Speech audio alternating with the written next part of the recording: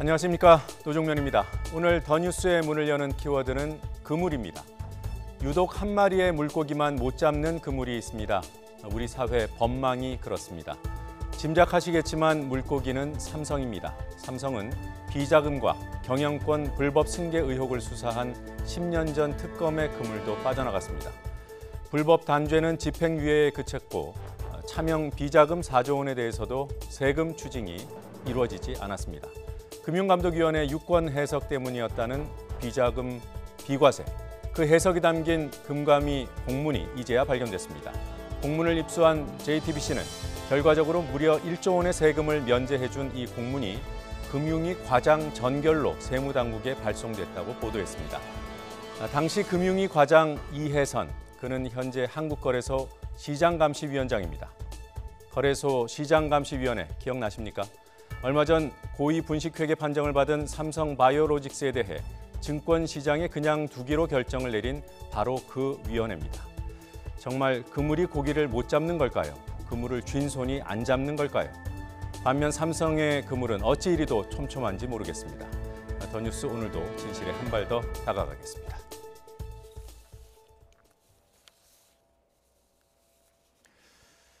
네, 강릉 아산병원에서 치료를 받는 학생들 관련해서 현장 연결해 상황 알아보겠습니다. 네, 의식 불명 상태로 치료를 받던 학생들이 조금씩 호전되고 있다는 소식이 있지만 아직 안심하기는 일러 보입니다. 강릉 아산병원으로 가봅니다. 강릉 아산병원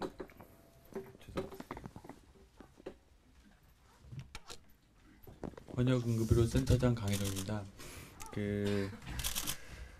환자 상태 변화가 일부 있었고, 그리고 오늘 이 자리는 그 보호자분들이 어느 정도 선에서만 그 브리핑하는 거에 대해서 허용해 주셨기 때문에 제가 자리를 마련한 거고요.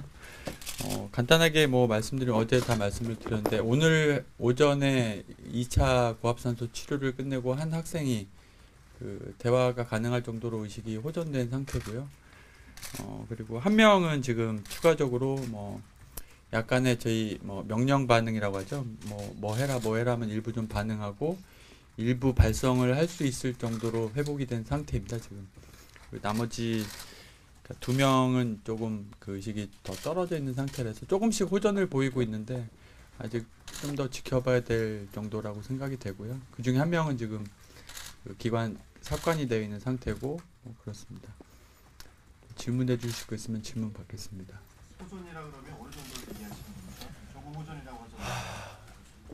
반응이 조금 더 이제 명확해진다는 거. 제가 제일 이제 그 의식 수준이 이제 떨어질 때가 통증을 줘야지만 반응하는 상태. 거기서 좀 더 발전하면 우리가 불렀을 때 이제 깨는 정도, 그 정도가 돼야 되는데 일단은 통증 반응에 반응하는 정도의 상태라고 아시면 될 것 같습니다.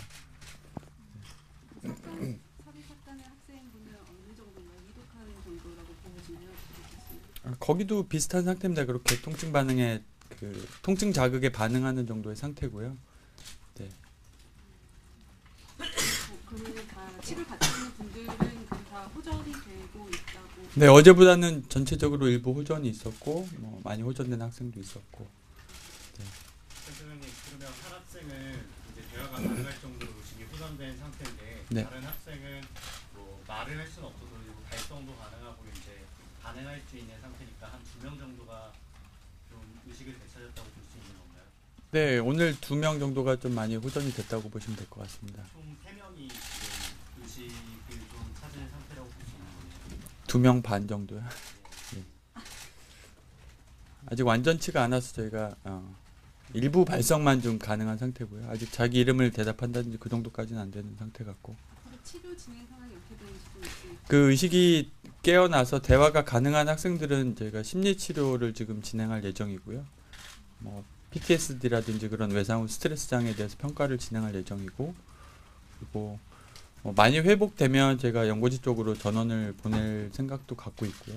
네, 추가적인 치료를 위해서 서울 쪽으로 심리치료라든지 이런 거는 연고지 쪽에 가셔서 하셔도 되니까 그렇게 진행하려고 지금 계획 중입니다. 그리고 지금 현재 아이들이 갖고 있는 이제 각종 합병증들, 내과적인 합병증 부분들에 대해서 지금 집중 치료실에서 계속 치료하고 있고요. 합병증은 뭐 자세하게까지는 말씀드리기 좀 그렇고요. 일산탄소 중독에서 볼 수 있는 합병증들 선에서 지금 치료하고 있습니다. 지금 고압산소 치료를 병원에서 어느 정도 더 지속해야 된다고 보세요? 일단 의식이 호전될 때까지 계속 할 예정입니다. 예. 특정 시점을 저희가 적시하기는 어렵고요. 오늘 오전까지는 자가호흡이 어려운 환자가 한 명 있다고 저는 들었는데 자가호흡은 다 하고 있습니다 지금. 예. 일주일 정도는 집중 치료여서 이송 검토 안 한다고 했는데 그 전에 이송될 수도 있나요? 아이가 많이 호전됐기 때문에 필요하면 저희가 이송할 수도 있고요. 여기서 치료를 계속 할 수도 있고요. 예, 여러 가지 상황을 보고서 저희가 평가할 예정입니다. 여기서 치료를 다 완료할 수도 있는데 보호자들하고 면담해보고 평가할 예정이거든요. 일주일 내로도 이송도 할 수도 있다는 거죠? 네네 맞습니다. 일반적인 일산화탄소 환자들은 1박 2일 있다가 집에 갑니다.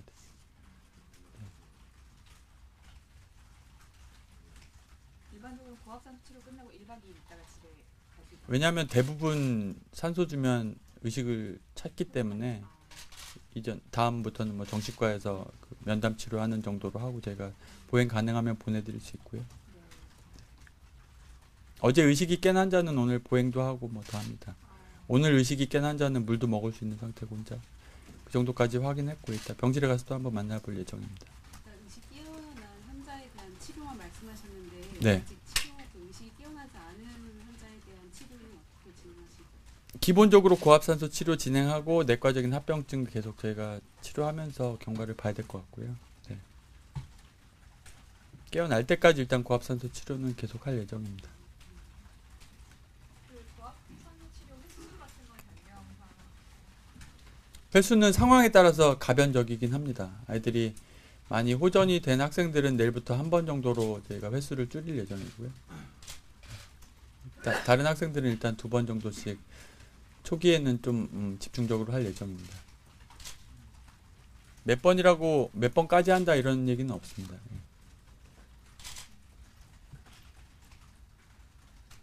오늘은 정확히 오전 몇 시쯤부터 몇 시까지 학생들이 그대로 고압산소 치료 받는 거예요? 뭐 8시 반에서 10시 반까지 1차 치료했고요. 11시부터 1시 정도까지 2차 치료. 두 번째 팀이 들어가서 치료한 거고요. 오늘 3차, 4차 치료 진행할 예정입니다.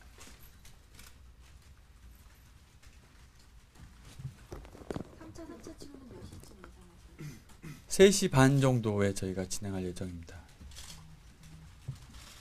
지금도 교대로 하고 네, 아이들이 누워있기 때문에 지금은 교대로 하고 있고요. 전부 다 뭐 앉아있을 상태가 되면 한꺼번에 할 수도 있습니다. 그 의식을 찾은 학생들이 2명인데 네. 그분들이 몇 시쯤에 그 증상이 좋아졌는지 좀 특정이 가능한가요? 두 번째 학생은 2차 치료 후에 10시 반에 끝났을 때 나와서 그때부터 말을 하기 시작했습니다. 예. 첫 번째 학생은 첫 번째 학생이 어제 좋아졌다고 제가 발표해드리지 않았나요? 예. 어제 몇 시쯤이었는지가 좀 예, 그건 기억이 제가 좀 안 네, 납니다. 어제 밤쯤이라는 말씀. 네네네. 그러면 당시 10시 반쯤 그 두 번째 치료 환자가 좋아졌을 때 그때 부모님과 만남이 진행됐던 건가요? 네, 좋아져서 바로 저희가 고압산소 센터로 부모님 오시라고 해서 만나게 해드렸습니다. 발성할 수 있을 만큼 좋았던 학생 언제 좋아졌냐고요? 좀 아까 치료 끝나고 나서 바로요. 한 20분 전에. 그러니까 발성할 수 있는 발성까지만 할 수 있는 사람이 있고 의식까지 찾은 그건 오전에 있었던 아이는 두 번째로 의식을 찾아서 대화가 가능한 정도로 된 거고요. 지금 세 번째로 저희가 지금 기대하고 있는 학생이 한 명 있는데 그 학생이 치료하기 전에 이미 뭐 명령 반응에는 어느 정도 반응하는 상태였는데 치료 끝나고 나서 보니까 말도 조금씩은 하는데 완전치는 않다고 지금 보여지고요. 그 치료 사항은 아니지만 좀 조심스럽기도 하지만 아이들이 깨어났을 때 어떤 이야기가 오고 갔는지부터 알고 계실 게 있으실까요? 저희가 치료실에서 구체적인 얘기까지는 안 하고요. 자기 이름 얘기할 수 있는지 뭐 지금 불편한 거 있는지 이 정도 해서 지금 병실하고 중환자실로 올라간 상태라서 학생들이 본인의 깊은 대화를 나누진 않았습니다.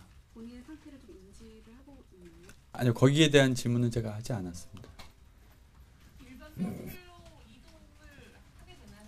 한 명은 이송 일반 병실로 전동했습니다.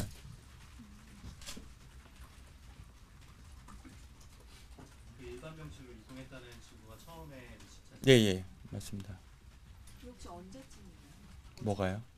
이송 일반 병실로 옮긴 게 어제? 일반 병실로 옮긴 건 오늘 치료 후에 지금 10분 전에 올라갔을 겁니다. 그 중환자실에 면회 안 받고 있다고 했는데 네. 지금도 아직도 그 환자 중환자실에 있는 환자들 면회를 안 받고 있는 보호자들만 면담을 가능하게 하고 있습니다. 언제든. 예.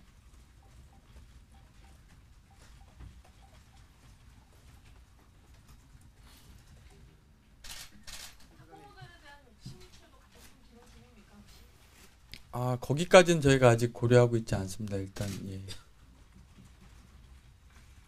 선생님 그러면 마지막 세 번째로 이제 회복이 기대된다는 그 학생은 대화가 깊은 대화는 안 되지만 어쨌든 간에 간단한 대화를 할 수 있다는 거죠. 아닙니다. 대화는 아니고요. 일부 발성 정도 따라하는 정도까지 한 단어 정도만 저희가 확인했고요.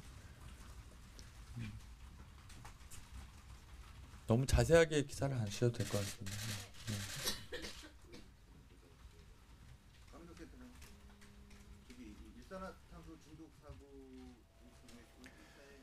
네, 방금 강릉 아산병원 측으로부터 학생들 상황이 조금씩 호전되고 있다는 설명을 들었습니다. 이번에는 취재기자 연결해서 학생들 상태 한 번 더 확인하고 수사 상황도 체크해 보겠습니다. 강릉 현장 다시 연결합니다. 지환 기자. 강릉 아산병원입니다. 예, 병원 측 설명을 들었습니다만 다시 한번 확인해 보죠. 지금 학생들 상태 어떻습니까? 네, 지금 모든 분들이 이곳 병원에서 학생들의 쾌유를 바라고 있습니다. 지금 저희가 있는 곳이 강릉 아산병원입니다. 일산화탄소에 중독된 7명의 학생들 가운데 5명이 이곳에서 치료를 받고 있습니다. 조금 전 아산병원 권역응급센터장의 브리핑이 있었는데요. 잠시 정리를 해보면요.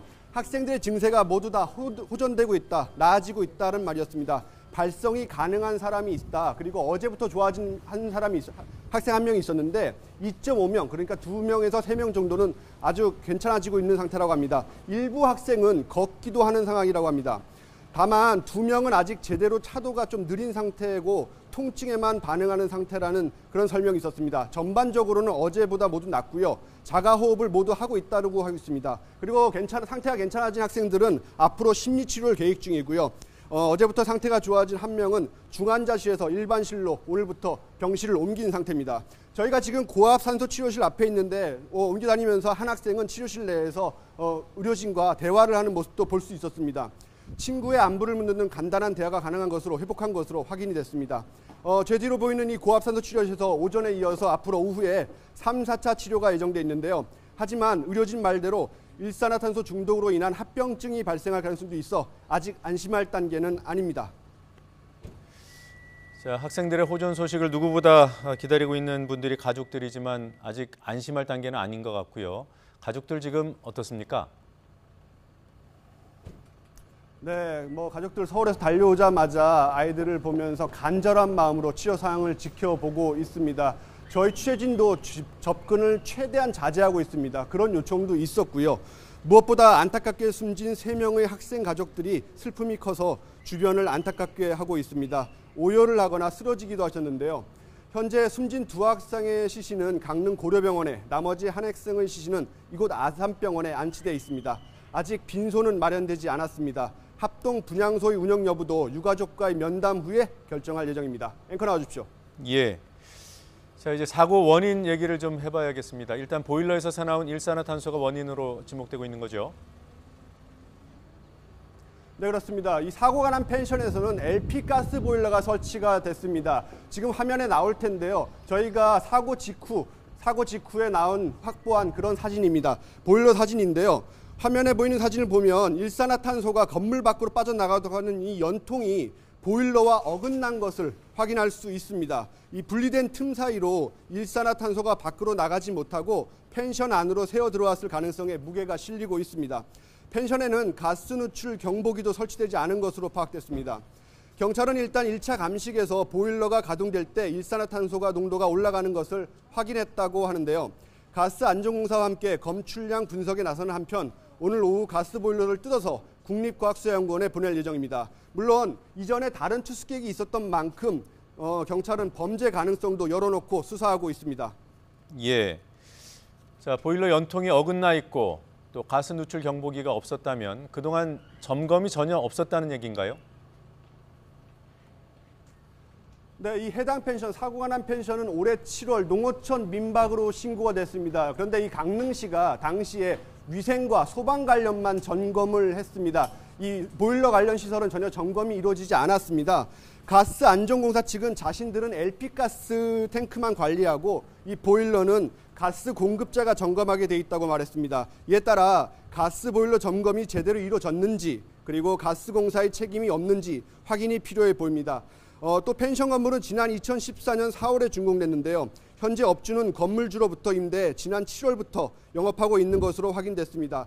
자세한 내용, 이와 관련해서 자세한 내용은 오후 3시에 강릉시청에서 브리핑이 다시 한번 있을 예정입니다. 지금까지 강릉 아산병원에서 YTN 지환입니다. 네, 오후 3시에도 현장 연결해 보겠습니다. 정부와 여당이 고 김용균 씨 사고와 관련해 협력업체 노동자의 산업재해를 공공기관 경영평가에 반영하고 이른바 죽음의 외주화, 위험의 외주화 방지 법안이 이번 임시국회에서 반드시 처리되도록 노력하기로 했습니다. 국회 담당 상임위원회도 오는 27일 본회의 법안 통과를 목표로 본격적인 심사에 나섰다고 합니다. 국회 연결합니다. 우철희 기자. 네, 국회입니다. 네, 어떤 대책입니까? 네, 오늘 오전 더불어민주당과 정부가 고 김용균 씨 사고와 관련해서 긴급 당정 협의를 가졌습니다. 대책은요.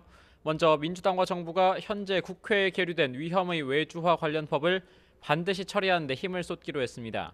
좀 더 구체적으로 보면 위험의 외주화 방지 법안에 사업주의 책임을 확대하면서 외주화를 제한하고 산업재해 예방을 위한 제재를 강화하는 부분을 주요 내용으로 담기로 했습니다.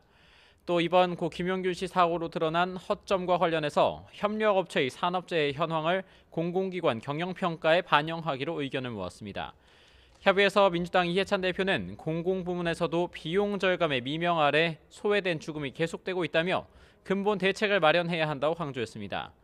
정부 측 참석자인 성윤모 산업통상자원부 장관과 이재갑 고용노동부 장관은 발전소 등에 대한 안전관리 실태 전반을 점검하고 법규 위반 사항에 대해서는 엄중 처벌하겠다고 밝혔습니다. 이런 가운데 국회 환경노동위원회도 오전부터 소위원회를 열어서 위험의 외주화 방지 법안 등을 심사하고 있습니다. 오늘 심사 대상인 법안만 해도 수십 건인데 그동안 제대로 논의되지 못한 채 오랫동안 잠들어 있었습니다. 여야는 오는 27일로 예정된 본회의 처리를 목표로 법안 심사를 진행한다는 방침입니다. 네. 지금 청와대 특감반 논란은 여전히 계속되고 있는 거죠? 네, 그렇습니다. 여야의 기싸움이 만만치가 않습니다. 야당이 특별검사 도입까지 언급하면서 비판 수위를 높여서 여야의 공방이 더욱 치열해지고 있는 겁니다. 바른미래당 김관영 원내대표가 특별검사 도입 얘기를 꺼냈는데요. 김태우 수사관의 계속되는 폭로는 점입 가경이고 청와대 해명은 갈짓자 행보라고 비판하면서 검찰 수사를 지켜보되 부진할 경우 특검 도입이 불가피하다고 강조했습니다. 자유한국당은 어제 청와대 특별감찰반 의혹 진상조사단을 발족해서 철저하게 진상을 파헤치겠다고 벼르고 있는 가운데 조사단장인 김도읍 의원도 공세에 가세했습니다. 특히 청와대가 김태우 수사관의 불법 사찰로 보이는 건 정책 수립을 위한 것이라 괜찮다고 하고 우윤근 러시아 대사를 들여다본 건 일탈 행위로 간주하고 있다며 이중성에 안타깝기 그지없다고 날을 세웠습니다. 이에 대해 더불어민주당 홍영표 원내대표는 정치 공세라고 일축하고 나섰습니다. 이번 사건의 본질은 김태우 수사관이 자신의 비리와 불법을 은폐하기 위한 허위사실 유포라며 검찰 수사를 통해 명명백백하게 의혹이 드러날 것이라고 말했습니다. 지금까지 국회에서 YTN 우철입니다. 정부가 오늘 오전 수도권 3기 신도시 입지를 확정해 발표했습니다. 관련해서 지금까지 교통망이 2기 신도시 광역 교통망 대책도 같이 나왔습니다. 취재기자 연결합니다. 김현우 기자. 네, 경제부입니다. 네, 발표 전부터 관심이 뜨거웠습니다만 좀 의외의 발표였습니다. 3기 신도시 지역 어디였습니까? 네, 오늘 오전 11시입니다. 정부 서울청사에서 3기 신도시 지역 4곳이 발표됐습니다. 경기도 남양주와 하남, 인천 계양, 그리고 과천으로 확정됐습니다. 4곳 모두 100만 제곱미터 이상 규모입니다. 이들 지역은 모두 서울 경계와의 거리가 2km 정도로 교통 인접성을 고려한 것입니다. 1기 신도시가 서울과의 거리가 5km, 2기가 10km니까 매우 인접한 지역이 선정된 것을 알 수 있습니다. 이들 4곳에서 공급되는 주택 물량은 모두 12만 2천 채에 달합니다. 국토부는 또 국유지나 유휴군부지 등 중소규모 택지 31곳을 활용해 3만 3천 채 물량의 주택도 공급할 예정입니다. 네, 앞으로 신도시 건설 어떻게 추진되는 겁니까? 네, 국토부는 우선 대규모 택지 조성의 큰 틀을 서울 접근성에 뒀습니다. 그래서 국토부는 이번 3기 신도시 택지를 조성할 때 서울 도심까지 30분 이내 출퇴근 가능한 도시를 만들겠다고 밝혔는데요. 이어서 도시 첨단 산업단지 등을 지정해 기업을 유치하기로 했습니다. 일종의 신도시 자족 기능을 강화해서 지역 내에서 일자리도 만들 수 있도록 하겠다는 겁니다. 동시에 100% 국공립 유치원을 만들어 아이 키우기 좋은 여건도 조성할 계획입니다. 추진 일정은 내년부터 지구 계획을 수립하고 보상에 착수합니다.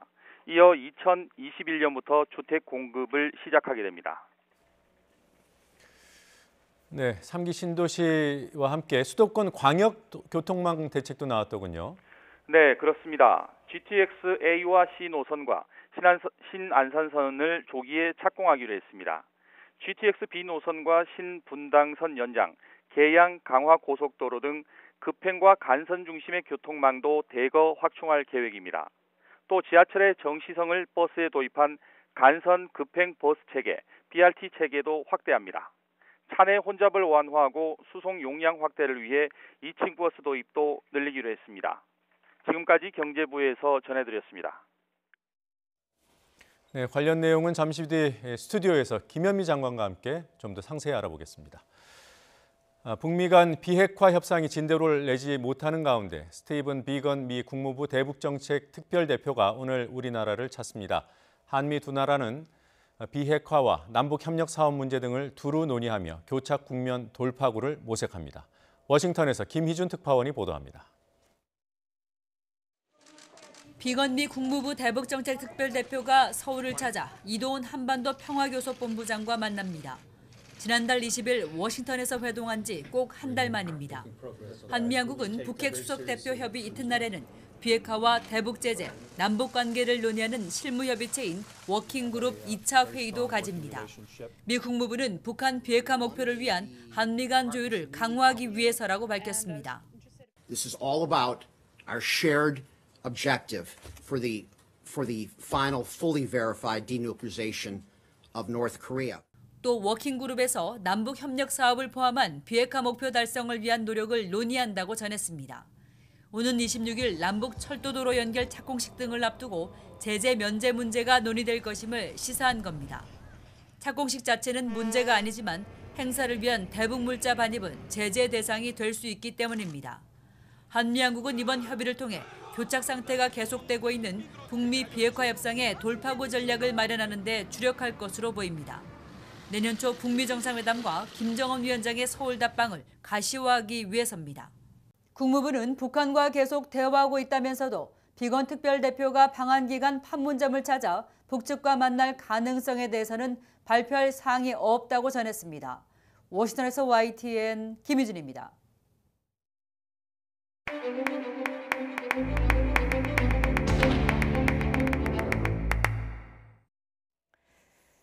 우리나라 남성들 군 입대 전에 신체 검사를 하죠. 그 결과에 따라 크게 군대에 가거나 사회복무요원, 즉 공익으로 가게 되는 경우로 나뉩니다. 그런데 사회복무요원 판정을 받았던 11,000명의 병역 의무가 내년 1월 1일부로 사라집니다. 11,000명이 한꺼번에 병역 면제를 받는 일, 어떻게 가능할까요? 이들은 병역 기피나 혜택자가 아니라 장기 대기에 따른 법적인 소집 면제 대상입니다. 사회복무요원으로 판정받고도 3년 넘게 복무기관에 배치되지 못했을 때 자동으로 병역이 면제됩니다. 병무청 조사 결과 12월 현재 신체검사 4급 보충역 판정을 받은 사회복무요원의 대기자는 5만 8천 명입니다. 하지만 내년에 공공기관이 소집할 인원은 3만 5천 명입니다. 결국에는 2만 3천 명은 소집되지 못한다는 뜻이죠. 이 인원 중에 3년 이상 대기한 사람이 11,000명에 달합니다. 장기 대기에 따른 소집 면제는 해가 지날수록 그 비율이 급증하는 추세입니다. 2년 전에 비해서 올해는 2,000명 넘게 늘어났고 내년부터는 10,000명을 넘기게 됩니다. 왜 이런 상황이 벌어지는 걸까? 현역 적체를 해소하기 위해 현역 판정을 줄이고 보충역 판정을 늘렸기 때문입니다. 당연히 사회 복무요원 대기자가 늘었지만 이들을 복무시킬 복무처는 늘어나지 않았습니다. 현역 적체를 해소하기 위한 방안이 또 다른 부작용을 낳은 셈입니다. 기다리는 사람은 많은데 받아줄 기관이 부족한 실정. 왜 이렇게 자리가 없는 걸까요? 사회 복무요원을 쓰려면 식비, 보수, 교통비까지 지자체가 담당해야 하는데 예산 부족으로 사회 복무요원을 늘릴 수 없다고 합니다. 결국 병무청은 내년부터 연간 5천여 명씩 3년 동안 15,000여 명의 사회 복무요원을 공공기관에 추가로 배정하기로 했습니다. 문제를 해결하기에 부족하고 이런 문제에 대비하지 못했다는 비판도 불보듯 뻔합니다. 군필 또는 군 복무자들의 박탈감을 이런 대책으로는 해소할 수 없을 것으로 보입니다.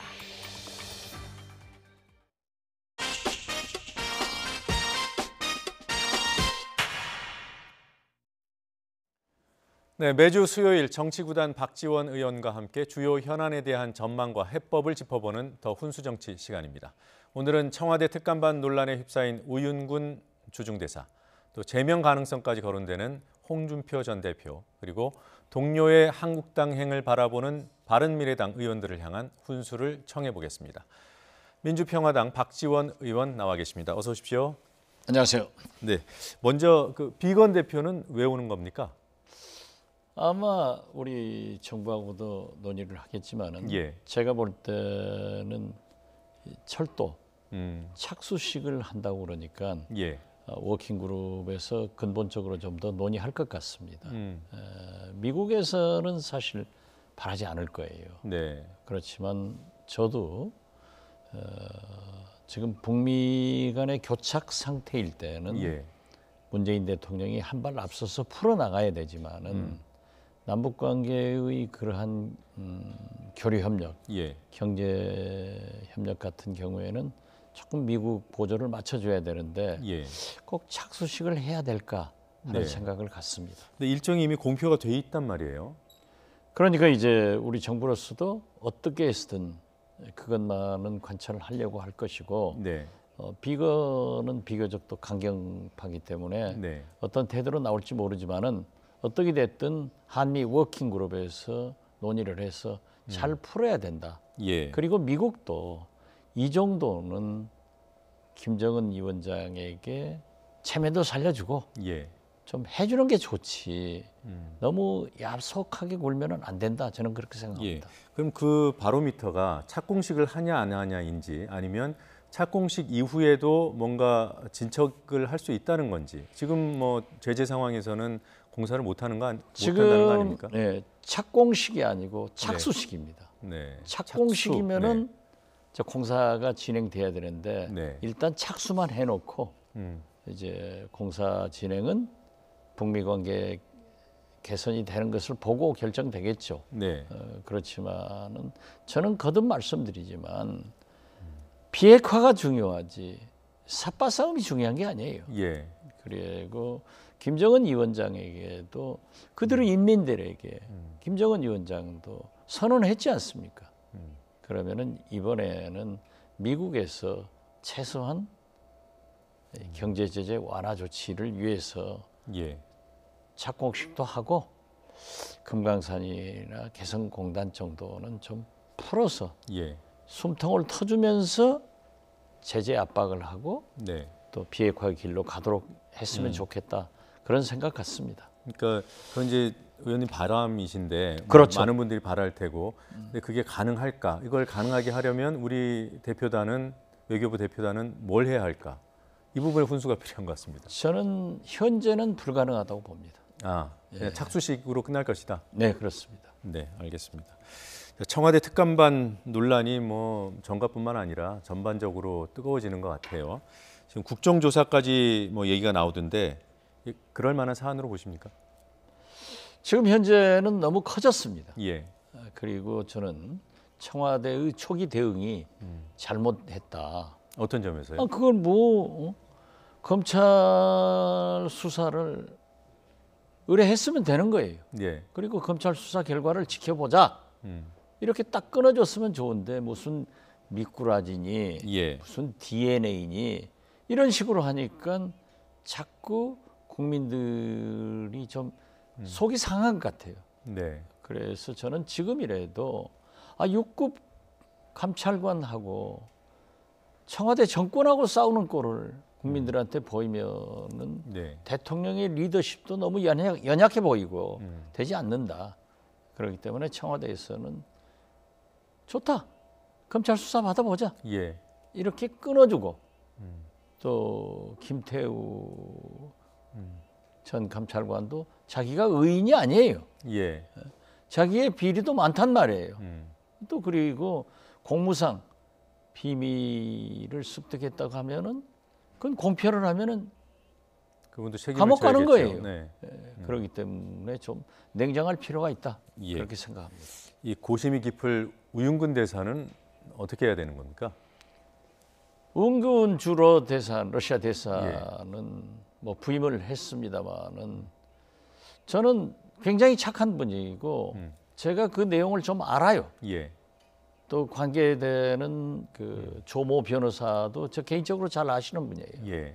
그분이 미래저축은행이든가요? 예, 맞습니다. 김창경. 네. 그분으로부터 1억 변호사 2천을 받았다는 거죠? 수임을 받아서 1억 2천인가 1,000만 원을 받은 건 사실이고 네. 또 그 1억은 변호사 비용으로 받았어요. 예. 그리고 그 1,000만 원인가 2,000만 원은 자기가 검찰 수사관들에게 접대한다 예. 하는 것으로 해서 유죄 판결을 받았지 네. 1억 가지고 받은 건 아니에요. 우윤근 그 그건 당시 억울하죠. 법사위원장이 받지는 않았다. 받지 예. 않았어요. 네. 그리고 오히려 김창경 회장은 사실 그 후 예. 민정수석으로 간 분도 변호사로 선임했다가 네. 나중에 문제가 되고 그랬어요. 예. 그랬는데 저는 문균 수석은 좀 억울하지만은 예. 하필 그렇게 문제가 터지니까 당하고 있다. 예. 나는 진실하다. 이렇게 믿습니다. 그러면 뭐 지금 명예훼손 고소를 할까 말까 고심한다고 하던데 하는 게 좋다고 보십니까? 지금은 이제 안 할 수 없죠. 아, 예, 알겠습니다. 홍준표 전 대표요. 저희가 이런 얘기 하기가 홍보하는 것 같아가지고 근데 하여튼 유튜브에서 채널을 열었습니다. 혹시 뭐 대응해서 박씨콜라라도 열 생각 없으세요? 저는 뭐 저도 생각하고 있습니다. 박지원 TV 같은 TV를. 걸 유튜브. 예. 그렇지만 시대 조류에 따라가야 되니까. 네. 그렇지만은 홍준표 대표의 노이즈 마케팅에 예. 자꾸 우리가 응해주는 것이 지금 YTN에서 이렇게 얘기하는 것이 그분이 노리는 시장이에요. 예. 올라간단 말이에요. 네. 지금 아니면 아무도 얘기하지 않을 건데 그래서 그건 얘기해 줄 필요 있어요? 네. 저희가 훈수를 들은 것으로 하겠습니다. 그렇죠. 네. 조금 전에 박지원 TV요? 그게 가칭입니까? 그렇게 생각하고 있습니다. 아, 박지원 TV로 예. 열면 그렇게 할 것이다. 예, 언제쯤으로 예상하십니까? 지금 뭐 우리 보좌진들이 준비하고 있고 올해 안에 볼 수 있습니까? 뭐 그러리라고 생각합니다. 아, 연내에 개국을 하신다. 그럴 생각입니다. 앵커로 직접 나오시는 거죠. 네. 그러면 아마 시청률이 훨씬 높을 겁니다. 지금 봐야 될 것 같고요. 네. 그 한국당에서 요즘 주목받는 또 한 명의 홍 씨가 있습니다. 홍문종 의원. 예. 네, 뭐 넓게 하면 뭐 친박파, 범친박파. 지금 뭐 일보 후퇴하고 있는 모두가 아니냐 이런 분석들이 있는데 어떻게 보십니까? 그분은 어차피 지금 기소가 돼 있을 겁니다. 네. 그리고 국회에서 체포동의안 나왔을 때도 부결시켜졌는데 네. 그러한 문제도 있고 또 그분이야말로 친박의 상당한 핵심이기 예. 때문에 계속 문제를 만들어 가지고 예. 돈 타치미 내가 타치하지 마라 예. 이런 전략이었는데 지금 나경원 대표 등 여러 내용을 보면은 한국당이 도로 박근혜당 되니까 예. 살아갈 수 있다. 그래서 저는 맨 먼저 그런 얘기했습니다만은 박근혜 당이 창당된다. 예. 근데 창당될 필요 없이 만약 내년 2월 전당대회에서 당 대표가 친박이 된다고 하면은 예. 이거 완전한 우리 거다. 네. 그러니까 비박은 나가라 할 거니까 자기 살아남기 위해서 조용한 것 아니에요? 지금 시끄러울 필요가 없다고 보는 없죠. 거죠. 네. 처음에 전당대회만 시끄러웠죠. 잘하면 되니까. 처음에 시끄러웠죠. 네. 그런데 날이 갈수록 도로 한국당은 예. 도로 박근혜당 되니까 왜 자기 당인데 예. 시끄럽게 하겠어요. 오히려 그렇다. 예. 뭔가 밀려서 또는 새가 위축돼서 이게 잠잠해지는 것이 아니라 저는 그렇게 보지 않습니다. 네, 뭔가 칼을 갈고 있다 이렇게 보시는군요. 그렇죠. 네, 알겠습니다. 바른미래당 의원들 좀 속내가 복잡할 것도 같고요. 이학재 의원은 결국 갔습니다. 뭐 도미노의 시작입니까? 그렇게 되면은 제가 또 손학규 대표한테 네. 좀 심한 얘기가 되는데 저는 손학규 대표께서 예. 이학재 의원이 가니까 정보위원장은 놓고 가라. 예. 2부 자리는 가지고 가는 게 아니다. 예.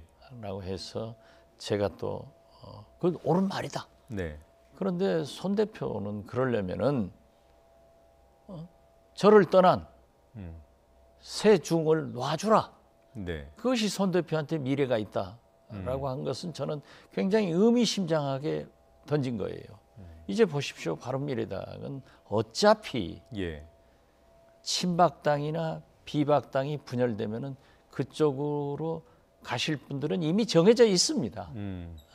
간단 말이에요. 예. 가면은 남는 것은 알곡이 남는데 그때 제3 사력으로 손학규의 미래가 또 열릴 수가 있어요. 예. 그래서 저는 처음부터 정계 개편의 불씨는 손학규한테 있다. 이건 친박당은 창당되면서 분할될 때 어떠한 태도를 취하느냐. 예. 이걸 얘기한 건데 알아들었는지 모르겠고. 가게 놔둬야 된다 이런 뜻인가요? 갈 사람 가야죠. 네. 그건 물과 기름이에요. 네. 예. 얼마나 갈 것 같습니까? 그렇게 많이는 안 갈 거예요. 하태경 의원 같은 경우에는 바른미래당에 남을 의원들이 더 많을 것이고 그건 그러니까 총선에서 가능성이 바른미래당의 가능성이 크다 이렇게 말씀하시던데요. 그거야 뭐 선거는 골프는 뚜껑을 열어봐야 알고 네. 장갑 세상 모든 벗어봐야 일이 아니까 그렇죠. 모르죠.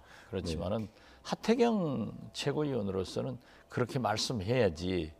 바른미래당은 다 망하고 아무도 없을 거다 할 거예요. 네, 알겠습니다.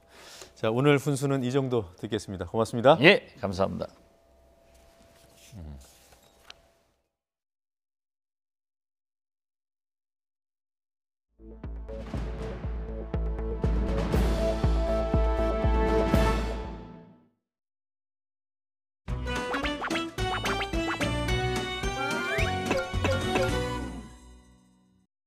문재인 정부에서 민간인 사찰은 있을 수 없습니다. 문재인 정부는 엄청난 인력과 자금을 지닌 국정원을 깨끗이 놓아버린 정부입니다. 그래놓고 10명도 채 안 되는 특감반원들을 데리고 민간인 사찰을 한다는 게 납득이 되는지요? 상식으로 판단해 주시기 바랍니다. 저는 조직적으로 이루어졌는데요. 청와대도 더 이상 진실을 감추려 하지 말아야 될 것입니다. 불순물이니 미꾸라지니 하는 오락가랑 해명이 아니라 진실에 대해서 입을 열 때이다. 청와대가 이 진실을 제대로 밝히지 않는다면 저희는 앞으로 향후 당에서 국정조사까지도 검토할 수밖에 없다. 이런 말씀을 드리면서 자유한국당이 또 정치 공세를 펴고 있어서 마치 이것이 이 사이클처럼 확산, 증폭되는 이런 이 과정이 있는데요. 대단히 바람직하지 않고 위험스럽다 이렇게 봅니다. 민간인 사찰은 과거 이명박 박근혜 정권 또 그 이전 독재 정권 때 있었던 일입니다. 문재인 정부는 엄청난 인력과 예산을 투입해서 국정원이 국내 정보를 수집하던 기능을 도려냈습니다. 검찰이 수사로 전환했다고 하니 지켜보겠습니다. 검찰 수사가 부진할 경우 이 부분은 특검 도입이 불가피할 수도 있다는 점을 밝혀드립니다. 다시 한번 청와대 특별감찰관 임명에 대해서 말씀드리겠습니다. 청와대 내부에 대한 견제 장치가 현재 전무합니다. 문 대통령은 다시 한번 국회에 특별감찰관 후보 추천 절차를 진행해 줄 것을 정식으로 요청해서 법치주의에 대한 수호 의지를 밝혀주십시오. 해당 수사관이 민간인 정보 수집을 진행해서 쫓겨났다고 하는데도 청와대에서는 이 사실을 알면서도 한참이나 가만히 뒀다는 정황이 있다는 점은 분명히 짚고 넘어가야 할 지점이라고 할 수 있습니다. 청와대는 일견 억울한 측면이 존재할 수 있습니다. 해당 수사관의 무고일 가능성도 있습니다. 그렇기 때문에 적폐를 청산할 의무가 있는 이번 정권의 정당성을 위해서라도 한 점 의혹 남김없이 털어내기 바랍니다.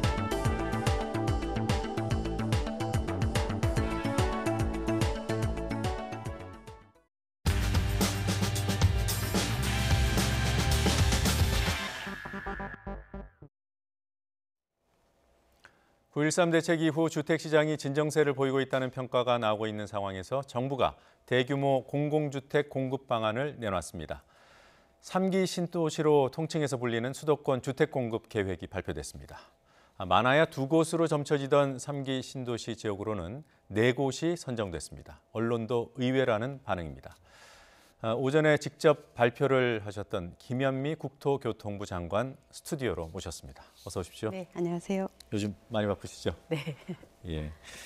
보안에 각별히 신경을 쓰신 듯해요. 뭐 특별한 작전이라도 펴셨습니까? 그 근래 들어가지고 몇 군데 이제 그 후보지 유출 이런 사건들이 나서 네. 굉장히 국민들께서 걱정도 많이 하시고 또 지역의 경제에도 좀 안 좋은 영향을 미쳐서 네. 이번에는 반드시 보안을 지켜야 된다. 이래서 저희가 보안 관리 지침도 마련을 하고 또 네. 그 담당자들 보안 각서 다 받고 거의 매일 유출할 시에는 형법에 따라 처벌될 수 있습니다. 이런 예. 문자도 보내고 이번 대책 같은 경우에는 저희가 지방자치단체들과 함께 발표를 하지 않았습니까? 그래서 7개 지방자치단체가 함께해서 또 전문가들 교통 문제 이런 게 있어서 한 250명 정도가 함께 관여를 했는데 네. 다행히도 단 한 건의 유출이 없어서 네. 좀 다행스럽습니다. 그러게요. 네. 이게 정부뿐만 아니라 7개 자치단체면은 그게 새 나가지 않을 수가 없을 텐데요. 엄청 세게 했습니다. 네. 저는 개인적으로 그동안 거론됐던 후보지는 일부러 배제했나? 뭐 이런 생각까지 들어요. 그건 네, 아니고. 그런 건 아니고요. 네. 뭐 되게 예상할 때 과천은 아닐 것이다 이런 네. 이야기를 많이 했는데 저희들이 이제 그 여러 가지 조건을 봤을 때 예. 과천이 적합한 것 같고 또 과천이 요구하고 있는 교통 대책이라든가 예. 그다음에 자족 시설 뭐 이런 것들을 충분히 저희가 공급할 수 있는 여건이 마련되었기 때문에 그런 거와 예. 관계없이 진행을 해서 과천시장님과 함께 MOU도 맺고 그렇게 했습니다. 네. 그 뭐 내용이 워낙 많아서 다 짚을 수는 없고요. 간략히 좀 핵심만 좀 요약해 주시겠습니까? 핵심을 말씀드리면 100만 제곱미터 이상이 되는 신도시급이 4군데가 되는 네. 거고요. 그러면 하남, 남양주, 인천, 계양, 과천이 네. 되겠고요. 그다음에 중소규모도 있는데 서울에 19,000호를 네. 했습니다. 그래서 뭐 삼성동이라든가 뭐 대치동이라든가 서울의 한 중심이 되는 지역들을 포함해서 19,000호를 했기 때문에 직주 근접의 문제도 해결하는 게 있고요. 네. 가장 중요한 특징은 교통 대책을 함께 했다는 겁니다. 예. 과거에 이런 택지를 발표하고 나면은 네. 교통 대책이 나오는 게 대개 2년 정도 지나서 입지를 계획할 때 나오는데 이번에는 선정하는 과정에서 미리 사전에 다 조율이 되어서 네. 교통 대책을 함께 발표를 했다는 게 가장 큰 특징이겠고요. 네. 테크노밸리와 함께 조성을 했습니다. 그래서 광교 테크노밸리의 아니지 판교죠. 판교 네. 테크노밸리 전체의 5배 이상이 되는 테크노밸리 입지를 4군데 신도시에 집어넣었습니다. 그리고 그 국공립 유치원이라든가 뭐 그다음에 문화시설 뭐 이런 네. 것들을 함께 집어넣어서 일자리 문제와 교통과 뭐 육아와 이런 그 문화와 이런 것들을 함께하는 도시로 만드는 것에 대해서 지방자치단체와 함께했다 이런 게 이번에 특징인 것 같습니다. 예. 네. 교통 얘기는 뒤에서 다시 좀 구체적으로 해보기로 하고요. 잠깐 언급해 주셨습니다만 그러니까 도시 기능을 할 수 있게 한다. 자족 시설을 갖춘 네. 도시로 만든다. 그 부분 예. 좀 더 구체적으로, 그러니까 뭐 유치원 국공립 100%는 확 이해가 돼요. 네네. 그런데 테크노밸리 말씀하셨습니다만 네네. 그게 들어가면 자족 도시가 되겠나 어떻습니까? 일단 저희가 이제 판교 모델들을 적용을 해서요. 이제 인천 계양구 같은 경우만 하더라도 주변에 그런 산단을 했는데 굉장히 호응이 좋았습니다. 그래서 지역별로 이런 산단의 기능들을 도시 안에 집어넣어서 네. 직주 근접한 모델을 만들어야 되겠다라는 욕구가 굉장히 강했습니다. 네. 뭐 요구하는 기업들도 상당히 있고 그래서 각 지역 단위로 판교 모델의 2배 내지는 1.5배 정도의 그런 시설을 만들어서 소프트웨어 진흥센터라든가 뭐 네. 청년들이 거기에서 일할 수 있도록 스타트업을 지원할 수 있는 그런 주거 공간 같은 것과 함께 네. 만드는 것에 대해서 지방자치단체하고 합의를 이뤘습니다. 네. 그리고 국공립 유치원 100%는 실현 가능성이 있는 건가요? 그렇죠. 예, 그것도 이제 교육부하고 저희가 합의를 해서 한 건데요. 저희가 그 택지를 만들 때 그 유치원 부지를 따로 이렇게 미리 네. 이렇게 정해 놓은 겁니다. 예. 자, 뭐 신도시 성패를 가르는 중요한 요소 중에 하나가 교통 문제인 것 같고 그래서 네네. 이번에는 같이 발표했다고 말씀하셨는데 오늘 보도 자료 보니까 서울 30분 출퇴근이 가능하다 이렇게 돼 있어요. 네네. 정말 가능할까요? 가장 큰 교통의 특징은 네. 이 중추망을 형성을 한다는 겁니다. 네. 그래서 뭐 잘 아시다시피 GTX A, B, C 노선과 네. 신안산선, 그다음에 신분당선의 연장 네. 이런 것들을 해놓게 되면은 이 GTX와 현재 있는 지역과의 지선의 연결망 네. 내지는 GTX 역사 주변 이렇게 도시를 배치하게 된다면은 서울 시내 어디든지 30분 이내에 다 이동이 가능합니다. 그래서 예를 들면 남양주 같은 경우에도 GTX B의 역사를 거기에 신설을 네. 하게 되니까 서울역까지 15분이면 이동이 가능하거든요. 네. 그다음에 2기 신도시 때 만들어 놓고 교통대책이 제대로 이루어지지 않았던 옥정지구, 양주의 옥정지구 같은 네. 경우에도 GTX와 연결되면은 뭐 강남까지 20분대로 다 해결이 되고요. 또 뭐 하남 같은 경우에는 지하철 3호선을 하남 시청까지 연장을 합니다. 네. 그러면 하남에서부터 잠실까지 가는데 뭐 수서 이런 데 가는데 20-30분이면 다 해결이 되도록 저희가 지하철망을 만들어 놨습니다. 지금 GTX가 관통하는 지구는 지금 말씀하신 남양주 네네. 그리고 또 과천이 또 C선이 C 노선이 관통하죠. 되죠. 예. 근데 그런 이제 그림으로 보면은 이렇게 연계하면 되겠구나 이해가 되는데 이게 과연 제때 되겠나 언제 개통이 될 수 있습니까? GTX A는 지금 잘하면 연말에 착공이 가능하고요. 네. GTX B는 지금 예타를 하고 있는데 늦어도 내년 중에는 예타가 완료될 것 같습니다. 예. 그리고 GTX C는 얼마 전에 예타를 통과했기 때문에 네. 사업들이 사실상 가시권 안에 들어와 있다고 볼 수 있습니다. 기본 계획 수립하고 가면 네네. 된다고 예. 보시는 신안산선도 민투심이 끝났기 때문에 예. 내년 초반, 뭐 초중반에는 착공할 수 있을 것 이렇게 같습니다. 착공하면 얼마나 걸리는 겁니까? 이런 철도 사업들은 다 5년 단위로 되어 있습니다. 네. 자, 그래서 저는 GTX는 아직 좀 걸릴 것 같고 오히려 네. 기존의 인프라를 이렇게 뭐라고 할까요? 확충하고 연계시키고 네, 네. 이런 부분들이 좀 관심이었는데 이게 뭐 충분하게 반영됐다고 보시는지요? 거의 다 반영을 했습니다. 그러니까 모두 우리나라 철도 사업은요. 예. 어떤 거는 대부분 다 5년 단위로 되어 있습니다. 뭐 GTX뿐만 아니라 예. 일반 철도도. 그 위례 같은 경우에는 트램을 하기로 약속을 해놓고 지금 네. 몇 년째 안 하고 있는데 그것도 LH가 이미 분담을 받은 걸로 하기로 했고요. 네. 그다음에 신분당선의 광교 호매실 구간도 12년 전에 이미 입주민들이 5천억 원 정도 분담을 했는데 네. 사업을 진행시키고 있지 못했습니다. 그것도 앞으로 입주민이 분담한 사업의 경우에 네. 예타라든가 이런 제도 자체에 반영하는 조건을 좀 제도를 바꿔서 네. 또 조속히 추진하기로 이렇게 했고요. 그 검단지구 같은 경우에는 지금 지하철 5호선이 그 강서구까지 와 있는데 그거를 연장하는 연장해서, 방안에 대해서 네. 서울시하고 김포하고 이제 협의가 좀 남아 있는데 그런 문제를 해결하게 되면은 이기 신도시가 가지고 해결하지 못했던 그런 예. 문제들도 해결할 수 있을 것 같습니다. 네. 그 빛 BTS, BRT. 예, 좀 생소해요. 예. 예, 아직은. 혹시 세종시에 와 보셨는지 모르겠는데 세종시는 이제 BRT라고 버스 네. 전용 도로가 다닙니다. 그러니까 그 횡단보도 같은, 그러니까 사거리 같은 데 있잖아요. 예. 교차로에서 쉬지 않고 교량으로 바로 넘어가게 돼 있기 때문에 신호에 걸리지 않고요. 신호에 네. 상관없이 그냥 가는 거죠. 그래서 버스가 지하철처럼 그냥 쭉 정시성을 가지고 다니는 건데 이번에 그 계양구에 그 슈퍼 BRT라고 하는 그거를 도입을 합니다. 그러면은 그 계양구 택지 안에서 김포공항에 가면 5호선과 9호선 있지 않습니까? 거기를 지하로 바로 연결을 시키면은 쉬지 않고 가기 때문에 교통이 굉장히 활발해지게 됩니다. 그리고 그러니까 B가 버스고 R은 래피드, 그러니까 빨리 가는 버스라는 거죠. 그러니까, 기차처럼 빨리 가는 그런 버스죠. 네, 그게 어디 지금 우리나라에서는 세종이 가장 잘 돼 있고요. 이번에 우리가 도입하는 것은 계양구에 아까 말씀드린 것처럼 슈퍼 BRT라는 게 들어가고요. 그다음에 남양주에도 도입을 합니다. 그런데 이런 BRT에 들어가는 버스를 수소 버스로 하려고 합니다. 그럼 지역의 미세먼지 먼지 문제까지 해결할 수 있고. 예.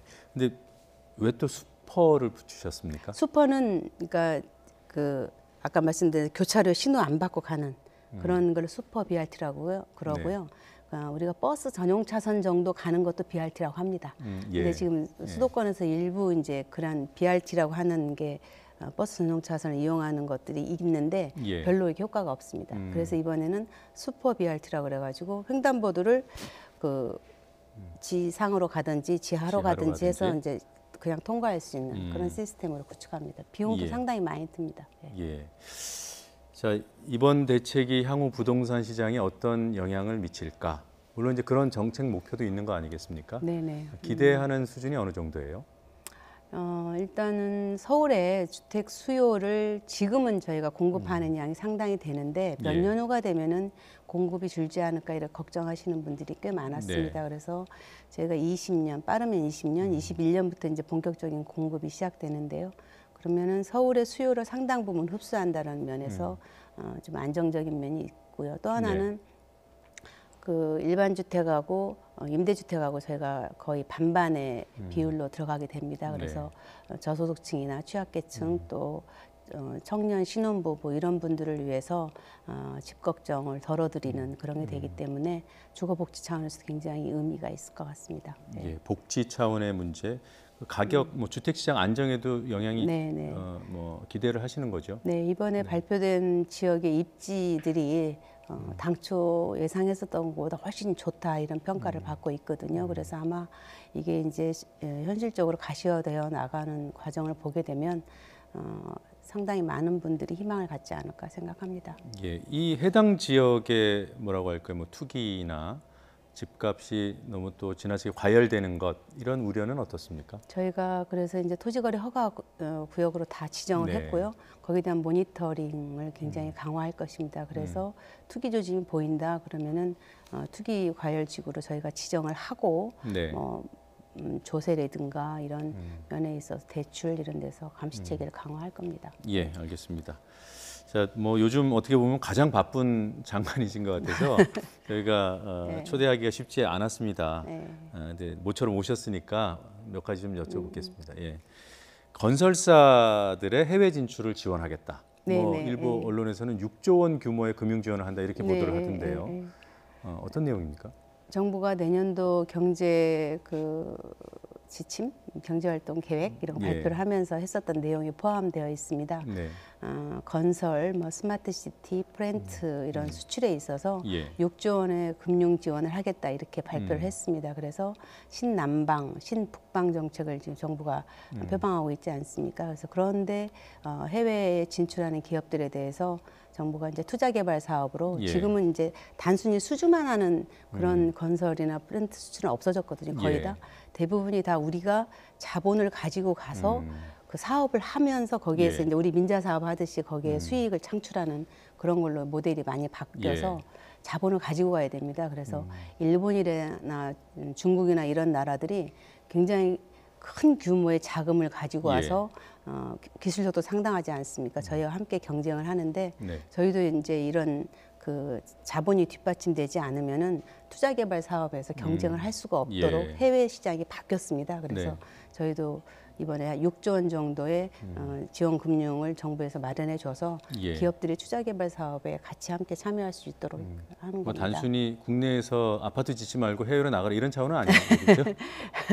일단 우리나라 경제가 굉장히 고비고비 때마다 예. 해외 건설이 큰 역할을 했습니다. 그런데 해외 건설의 시장이 성격이 많이 바뀌었습니다. 옛날하고. 그래서 네. 지금은 자본을 가지고 가지 않으면은 아예 사업에 참여할 수 없게 네. 되어 있습니다. 그러니까 지원이 필요하다. 네네. 근데 아까 말씀 중에 신남방, 신북방 말씀하셨어요. 뭐 특정한 어떤 타겟이 돼 있는 국가들이 있습니까?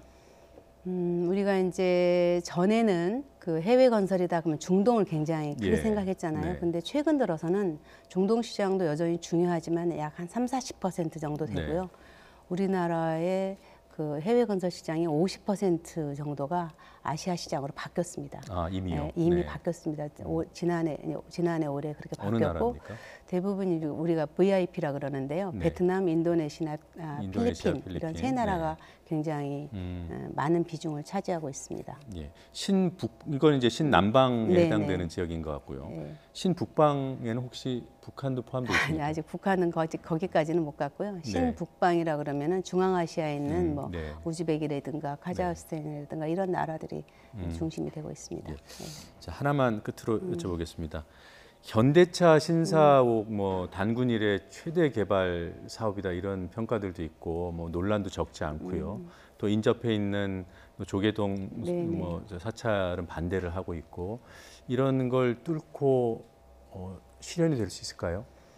오늘 그 민간 심사위원회 회의가 열리는 날입니다. 아, 오늘이요? 예, 예. 네. 저희가 여러 차례 회의를 했었는데 우리 앵커님 말씀하신 것처럼 뭐 종교 단체에서의 뭐 문제 제기도 있었고 또 인구 유입의 문제라든가 그다음에 전 부지에 대한 인구 문제라든가 이런 여러 가지 문제들이 있었는데 현대에서 그 사이에 굉장히 뭐 바지런히 답을 마련해서 제출한 것으로 알고 있습니다. 그래서 오늘 또 회의가 열리니까 또 그 결과를 봐야 될 것 같습니다. 그러니까 오늘 끝나는 건 아니고요.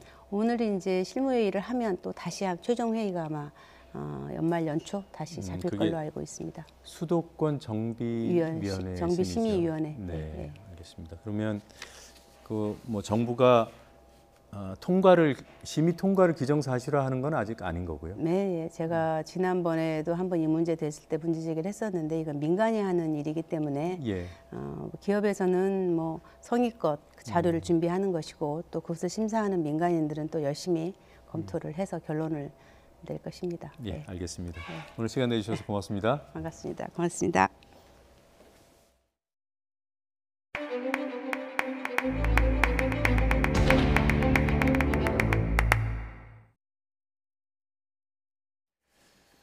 네, 교통 약자인 장애인이 지하철을 안전하고 편리하게 이용하는 건 여전히 어려운 일 같습니다. 승강장과 객차 사이 간격이 넓어서 큰 사고로 이어질 위험이 있는 곳이 많았고 또 안전 편의시설 운영도 미흡한 것으로 드러났습니다. 신윤정 기자가 보도합니다. 지체장애인인 이승일 씨는 이동할 때 지하철을 주로 이용합니다. 그런데 승강장과 객차 사이가 넓은 곳이 상당수여서 제대로 타고 내리지 못할 때가 많았습니다. 자칫 휠체어 바퀴가 빠지거나 걸리면 크게 다칠 수 있기 때문입니다. 휠체어 앞바퀴는 사람들이 생각하는 것보다 크지 않습니다. 쑥 빠지게 되면 이 몸이 뭐 넘어지거나 해서 굉장히 큰 사고로 연결이 되기 때문에 항상 내릴 때 탈 때는 그 간격 때문에 굉장히 많이 좀 스트레스를 받습니다. 한국소비자원 조사 결과 승강장과 객차 간격이 넓고 높이가 차이 나는 곳이 실제로 많았습니다. 전국 지하철역 35곳 가운데 30곳이 교통약자법상 간격 기준인 5cm를 초과했고 10곳은 높이 기준인 1.5cm를 넘어 휠체어로 다니기엔 위험하고 불편했습니다. 엘리베이터와 에스컬레이터 운행에서도 장애인 안전에 대한 배려는 부족했습니다. 엘리베이터 문이 닫힐 때 움직임이 네, 뉴스 도중에 끊어서 죄송합니다. 지금 현장 강릉 펜션 사고 관련해서 경찰 브리핑이 있습니다. 현장으로 가보시겠습니다. 의 마음을 전하고 치료 중인 학생들의 쾌유를 기원합니다. 먼저 수사본부 설치 사항입니다.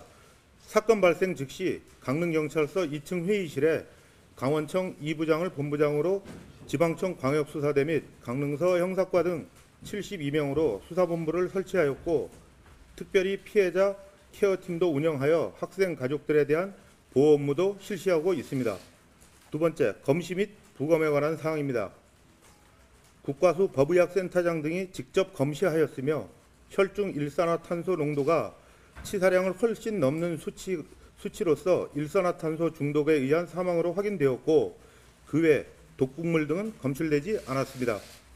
사망 학생 등에 대한 부검은 국과수 법의관의 검시 판단 및 유족의 요청에 의하여 강릉지청 담당 검사와 협의를 진행 중에 있습니다.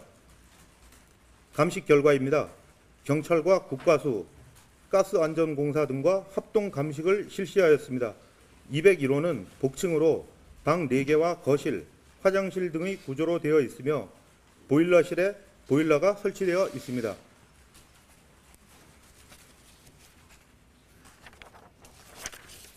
보일러실에는 연소가스를 내보내는 배기관이 있는데 본체와 배기관 연결 부위가 어긋나 있어서 배기가스 일부가 유출될 수 있는 상태였습니다. 오늘 14시부터 국과수 등과 2차 합동감식을 실시하고 있으며 그 원인에 대해서는 종합적으로 수사를 진행하고 있습니다. 피해 학생들의 행적에 대한 수사가 되겠습니다.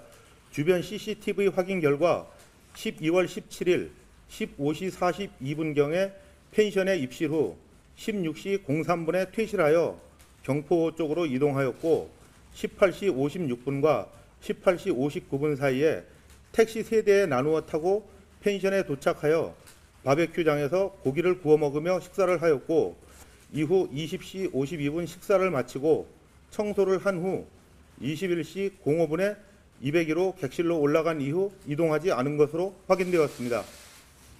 관계자 조사 사항입니다. 펜션을 운영하는 김모 씨 등 2명을 조사하였습니다.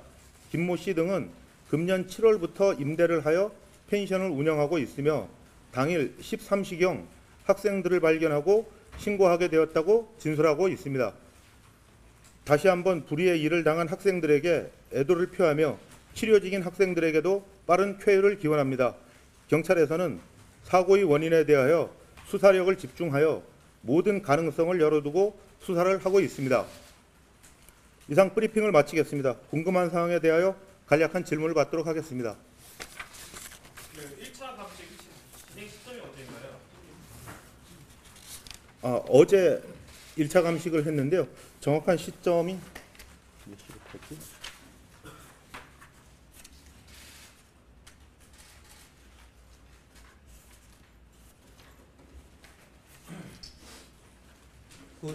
다시 확인된다고 보고 되겠습니다. 시간을 지금 기억이 안 나는데요. 어제 오후에 실시했습니다. 시점도 정확하게 예. 그리고 감식 진행이 누구고 그 확인된 부분이 어떻게 되는지 좀 알려주세요. 아까 30분부터 20시 40분까지 19시 35분부터 20시 40분. 감식 실시는 19시 35분부터 20시 40분간에 실시를 했습니다. 전체는 전체는 13시 30분부터 22시 30분이고요. 예. 전체적인 합동 감식을 13시 30분부터 22시 30분까지 진행한 바 있습니다. 그 감식한 결과는 아까 말씀드렸듯이 학생들의 그 사망 원인이 혈중 일산화탄소 농도가 치사량을 훨씬 넘는 것으로 결과가 나왔습니다. 그래서 일산화탄소